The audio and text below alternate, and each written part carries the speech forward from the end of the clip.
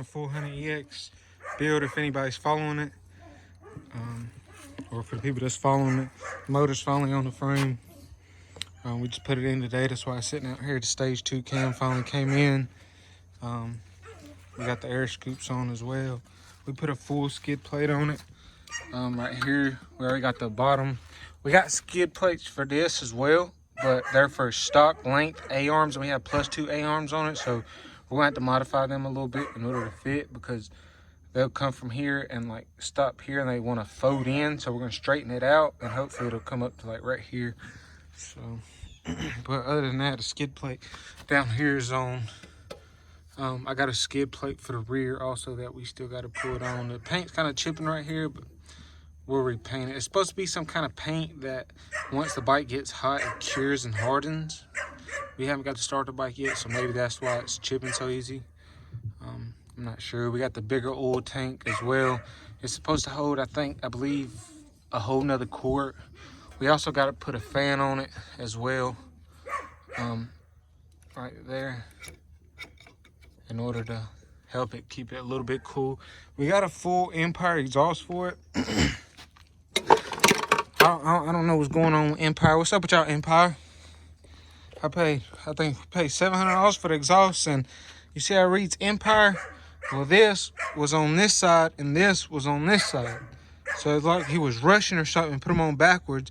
So we had to take the whole damn thing apart, and we had to put, you know, like I said, this was on this side, so we had to put it on this side, pretty much flip it around. Now we got it right, and it still doesn't seem to line up correctly. I mean, you can see it's like that, and I don't even have the spacer in yet. There's a little gasket that goes there, and it's still, I mean, pretty far off. I'm going to cut down right here, the exhaust, and see if we can get this to go in more. That way it'll push everything back, and maybe we can get it to line up. But for $700, I definitely wasn't expecting to do all this shit. Like I said, they had these on backwards, and I don't know what the hell going on with Empire. Tighten up, Empire. I shouldn't have to be working on y'all exhaust straight, brand new, straight out the box. I'm not, you know, putting y'all down or whatever, but damn. That's something that shouldn't have been overlooked. And on top of that, like I said, it still doesn't line up right. We're gonna have to do some cutting and measurements and see if we can actually get it to line up properly. But it is a full Empire exhaust all the way to the top. So do I recommend Empire exhaust?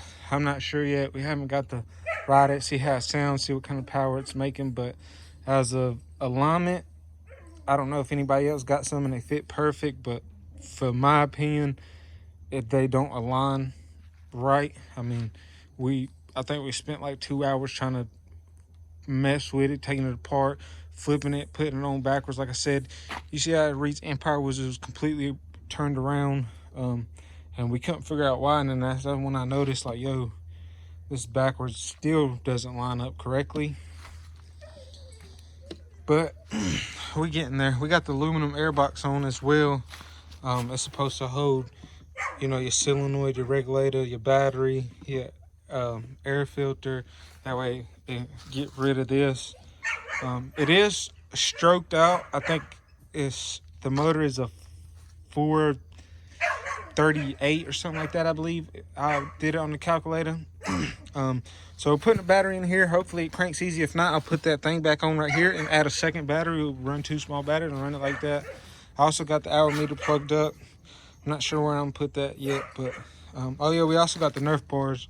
I only put one on just to see how it looks.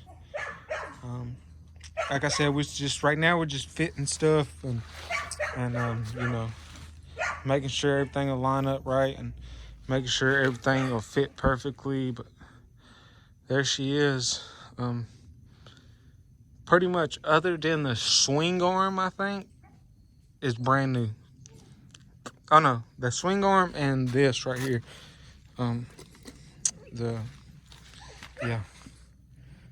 Also, when I sent the frame out the powder coat, I forgot to send this out the powder coat.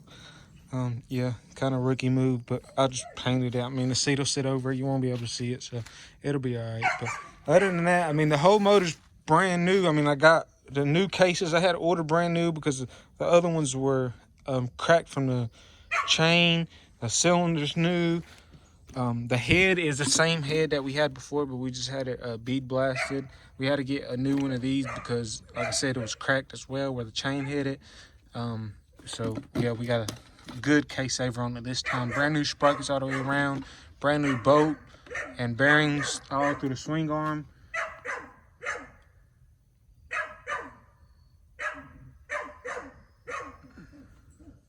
All through the swing arm because the other one we had to cut out.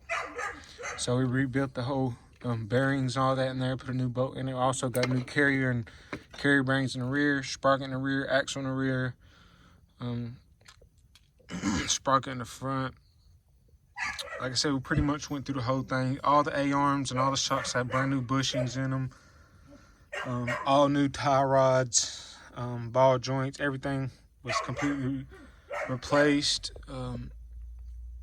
Also, I have the stock CDI on it right now. I want to run it with the stock CDI first, make sure it runs great. But I do have, through all this pile, I do have a Dynatech CDI for it right here. 400X right there. That's supposed to give like 1,000 RPMs and play with the timing curve a little bit. I'm not sure exactly what it's going to do, but we'll see when we get on there. We'll compare and see exactly the difference. But here is how she sits at the moment. Like I said, we're just lining up everything. This air box, I'm not sure if we're missing something or if pieces didn't come with it, but I guess I'm just going to line that up right there and drill some holes through it and put bolts to it, because like I said, I don't know if we're missing something or what, or if that's how it's supposed to be. I don't know, but I'm gonna just drill some holes through it and put some bolts in it. But there it is, the 400EX update. It's got a +3 stroker crank.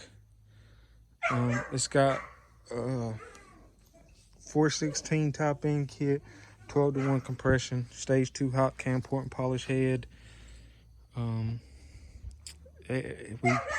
It's got +1 valves as well, +1 oversized Ferrera, I think that's how you pronounce them valves. Yeah, hopefully this is gonna be a great running bike. Hopefully we don't have no problems out of it.